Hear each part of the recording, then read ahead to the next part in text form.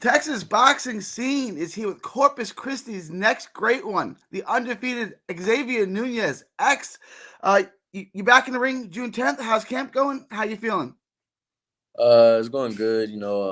Getting some good sparring, but especially this coming gonna get some real good sparring, and it's going good. Can't wait. We've seen you a little bit at 130. I think your last fight was at somewhere 138 or something like that. Is it back down to 130? Is it 135 or what weight are you going to be at? And what do you feel is your best weight? Well, the big fight is gonna be definitely at 130, but we're gonna fight this one at 135. So you're fighting at lightweight, and then ultimately Yeah. feel like 130 is your best weight, and that's where you be fighting the big fights. Yes, sir. I wanted to ask you. There's been one world champion from Corpus Christi, Jesse Benavides, and there's another one that probably should have got a world title. He probably came up short on a decision he deserved. It's Jerry Belmonte, who's supposed to fight in this card, but he got injured. Now then, there's you, right? There's other good fighters, it's like John Rincon and stuff, and there's a lot of hype and pressure on you to be the next world champion from Corpus. What's that like? Um, it's definitely pretty cool. I don't think there's no pressure because you know, God willing, with everything will fall into place. But it's pretty cool to be the next. And yeah, we spoke off air. You came up to Fort Worth and sparred at FHG Gym, and it's Faith Holy Gloves Gym in Fort Worth. And Eddie Vasquez, who's top rated featherweight, spoke really, really highly of you, right? It said that kid's really good. What's it like to have established pros, guys who are bordering on world title shots to think? I think that was you were either 1-0 or that was before your debut. Like that was really early on in your career. I want to say I was like, yeah. I want to say I was gonna, yeah. I think that was gonna be my debut. I want to say either one or Yeah, no, but it's a blessing. It's pretty cool and he's good. He's real good. He has yeah. a lot of pro fights. So and he's going climbing to the top. So for someone like him, it's badass, man. So you're 5-0 now. You're off to a great start in your career. You can see the world championship potential and pedigree there. But I wanna go back to the beginning. You started boxing really young, right? It's kind of in your blood. Talk about your start in boxing, and you got a really good amateur career. Talk about your amateur career. Uh, I've been boxing since I was 3 years old. I'm 20 years old right now, so I've been boxing since I was 3 years old, and uh, I'm from Corpus, and where we're fighting, and I actually started over there where I'm fighting in Robstown. So yeah, when I was like 3 years old, shout out to Greg Gutierrez who started me. You know what I mean? I learned my footwork, learned the fundamentals over there, man. So I started there since I was like maybe like 8 years old, and then we went on our own for a little while, and then a little family stuff went on. I had took a little about a year layoff or so, and after that, I got back into it, and then that's when I got back into it though. I had around 15 fights, so from like we could start fighting at 8, so from 8 to like 10 or so, 8 to 9, 8, 9, 10, whatever. I got like 15 fights, and like I said, we had the year layoff and year two. I don't know how long it was, but from there, I started again, and then man, I fought like two smokers. I won, and then I went to the Junior Olympics. I went all the way to nationals, and I lost in I believe the semis. And after that, I fought again on nationals, and I won. But I had 90 amateur fights and 4 national titles. So I've been in it for a while. That's what I want to get into, right? Because the amateur career was sensational. So you turned pro. What were you, 17 or 18 when you decided to turn pro? I think I was 17. I believe I was 17. I fought when I was 18. So I that was think. 17. Yeah, is the youngest you can turn pro. And this was Yeah. right. This is 2021, so this is like right after the pandemic and stuff. And boxing is kind of returning to a big scale. What made you decide now? I want to turn pro now. I don't want to wait until 19, 20. I want to do this now, and I want to get my career going now. Well, really, my birthday's late. My birthday's December 27th. So like, I was always fighting older people. I was always the baby of the bracket all the time because man, I have a late birthday. So I had my birthday was late, like I said. So for the Golden Gloves, that was really the originally the plan before going pro. We're gonna fight the Golden Gloves, try to rack that up, and then go pro. But they told us that I was too old for the youth and too young for the elite. So like, I mean, I couldn't fight no national. I couldn't fight the one in December, and I couldn't fight the Golden Gloves because, I mean, you know what I'm saying. So we're like, man, might as well just go pro. You know what I mean, and take our time. We don't need to rush nothing in. And that's exactly what we're doing. We're taking our time and putting everything in God's hands and just staying working. So I guess it's May of. Yeah, no, all good. It's May of 2021. You get your first pro debut. You get the knockout. Talk about that. Talk about your pro debut for just a minute. It was cool. I was like, I hadn't fought since like last December, and I don't know when it was, but I was nervous. I ain't gonna lie, because I mean, like, dang, I was I was a pro now. You know what I mean? Smaller gloves, no headgear.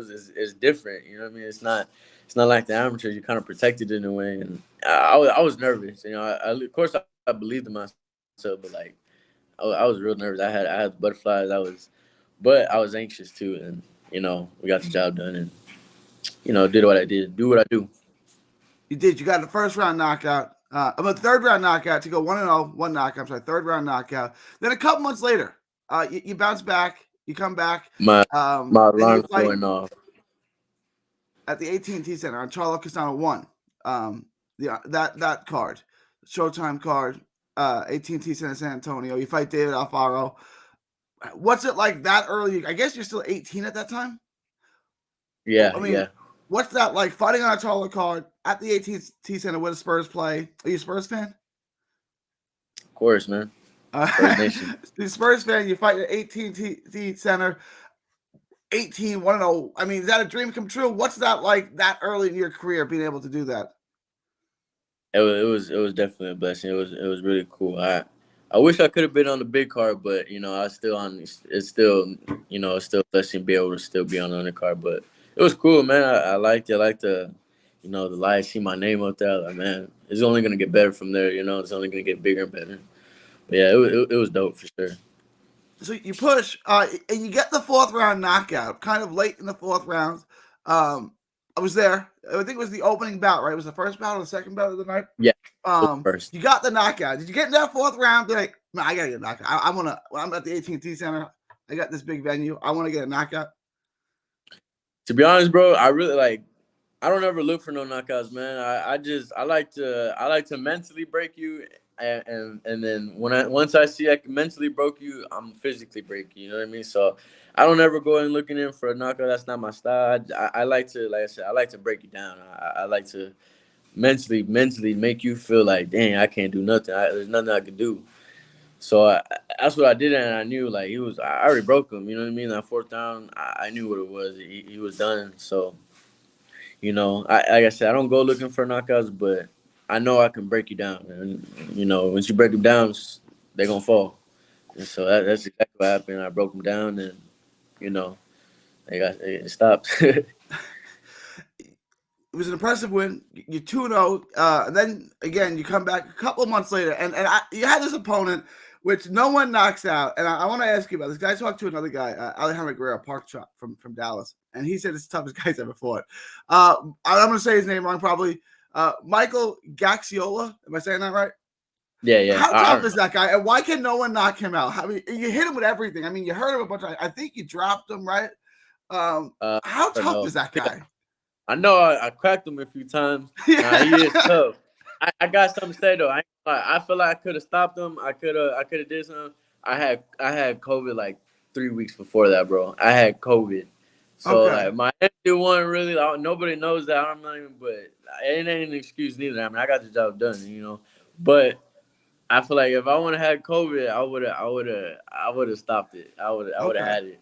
I was like, damn, that's exactly what you said. Nobody stopped him. I wanted to, like, I'm gonna get that, But what is it about him?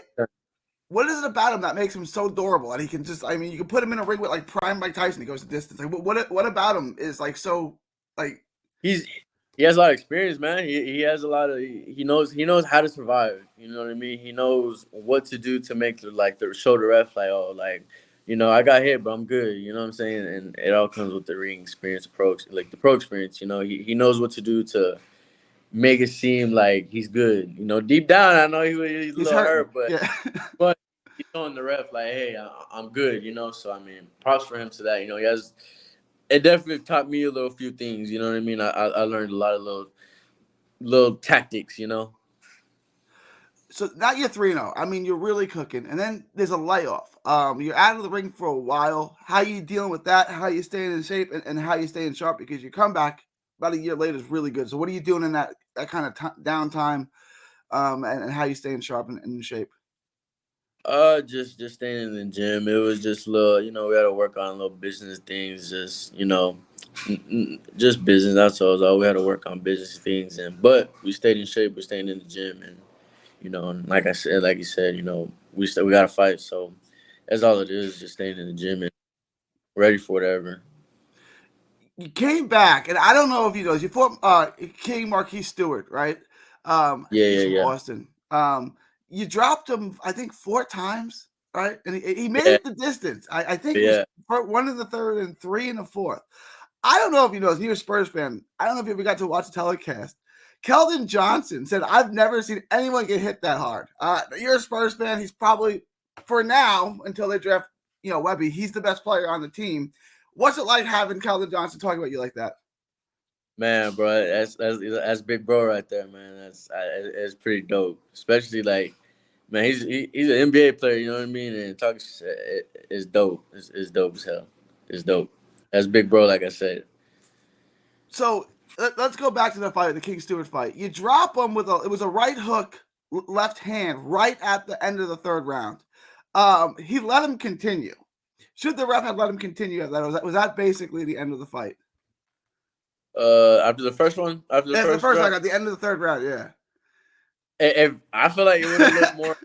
It would have looked more dirtier if like it was already clean. You know what I'm saying? It was Yeah. clean, but if he wouldn't have fell on me because like it was like I caught him and I kind of like I turned into it and he fell on me, and so it kind of caught him a little bit. Like if the ref would have seen him drop like how you would have if I was there, maybe it would be like, oh damn, you know what I'm saying? But I mean he got up, so I mean I can't really say he He should have got gone. up, but did you see his legs when he got up? Like, if there were Yeah, 5 seconds left in the round, you got to stop that fight, I man. saw that. I was, man. I was hunting. I seen it. So he gets up. You drop him, I think, 2 or 3 more times in the final round.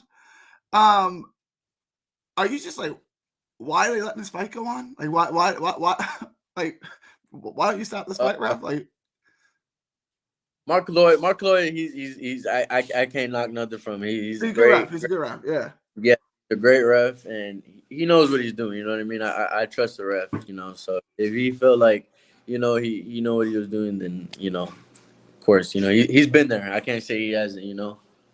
So I mean, I trust the ref, any ref, even if it's not Lloyd. They know what they're doing. So then you fought again. You fight a guy named Carlos Arroyo, a veteran of almost 30 fights.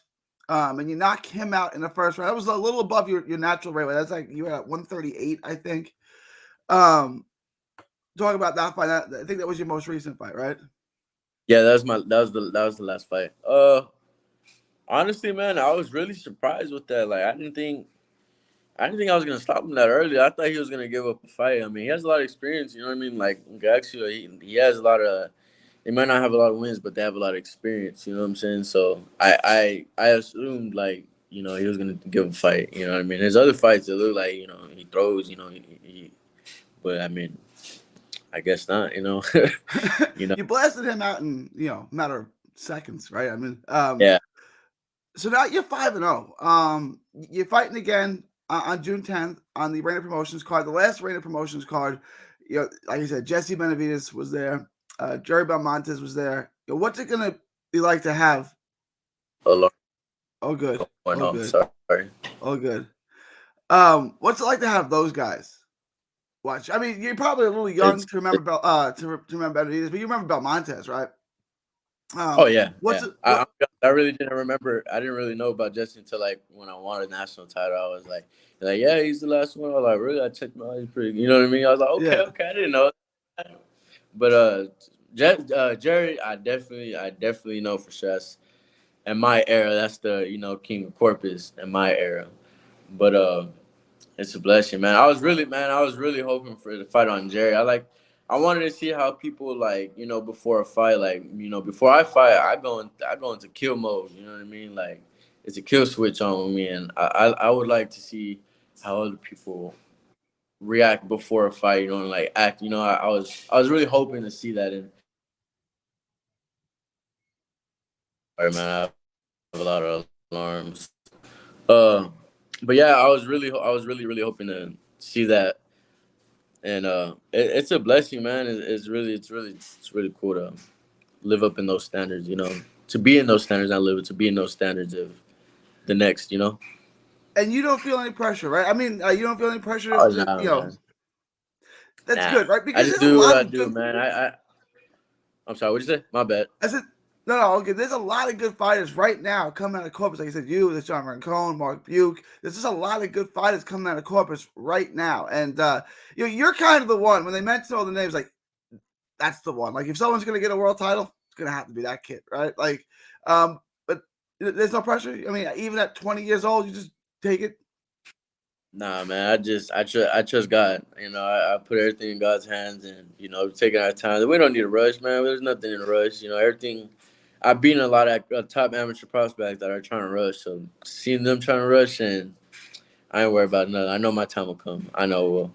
You keep saying you put in God's hands. I'm a Christian too, so everything I do, I put in God's hands. I mean, what does that mean to you, and what kind of impact has your faith had so far in your career and keeping you disciplined?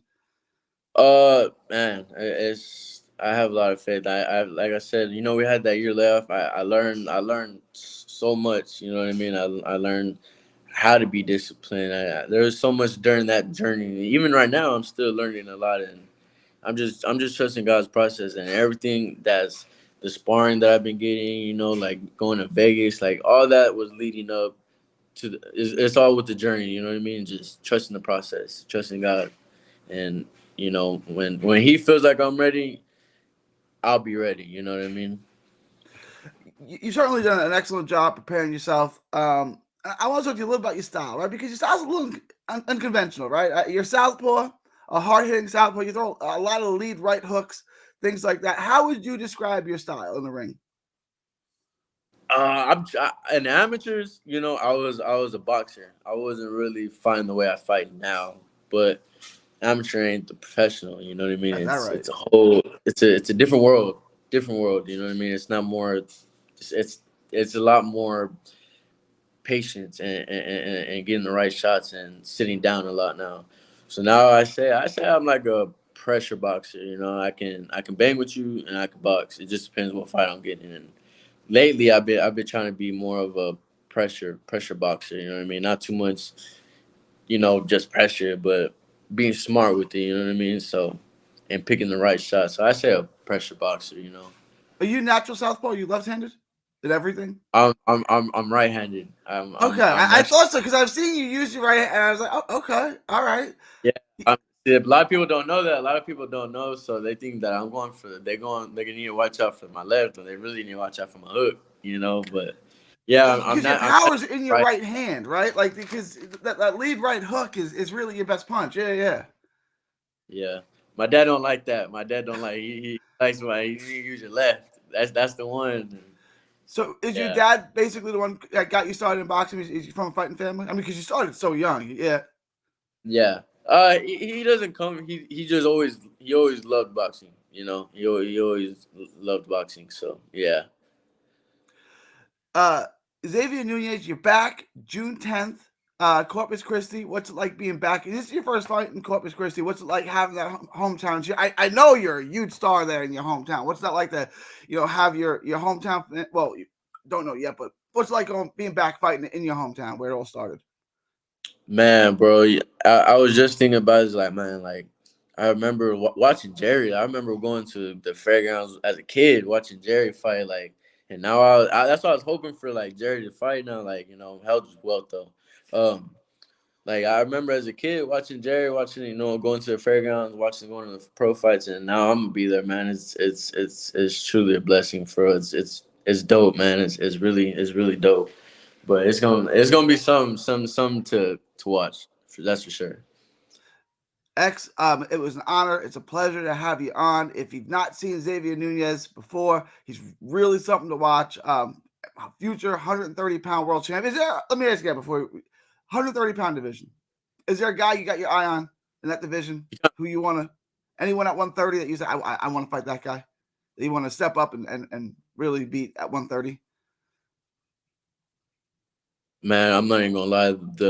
You kind of broke up a little bit. It was kind of low. Oh, I okay. really did not hear it. I'm sorry. I No, really all didn't good, hear all good. nothing. Can you hear me okay now? Am I okay now? Yeah. Good. Now Okay. you're good. At 130, that's your best weight class. Is there anyone you have your eye on at 130? Any of the top fighters at 130? I want to fight that guy.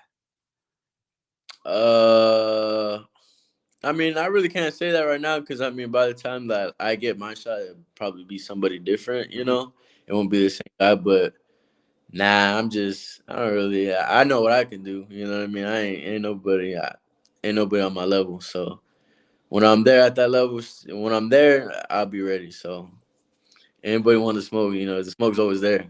You got a bright future. Just 20 years old. There's a lot of talent. There's a lot of ability. Looking forward to seeing your career progress, man, and looking forward to see you get to the top. X, tell everyone where they can find you on social media. You can find me on Instagram at Xavier _3. If you don't want to spell it, Xavier _3, and Facebook Xavier Nunez. Yeah, that's your boy. God bless, champ. Appreciate your time. Looking forward to seeing you fight June 10th. Thank you. God bless you too.